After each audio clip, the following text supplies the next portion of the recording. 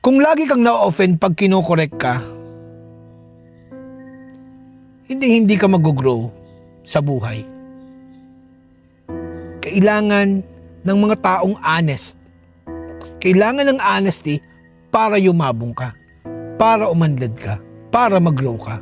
Pero kung mas malakas ang ego mo kaysa sa willingness na matuto, paulit-ulit lang yung cycle. Nag-iiba-iba lang ang mga resulta. Ang correction na ibinibigay ng mga mahal mo sa buhay o yung mga talagang nadyan sa tabi mo, hindi yan atake. Salamin yan. Salamin, oportunidad para ma-improve, ma-prove, mag-evolve, mag-elevate.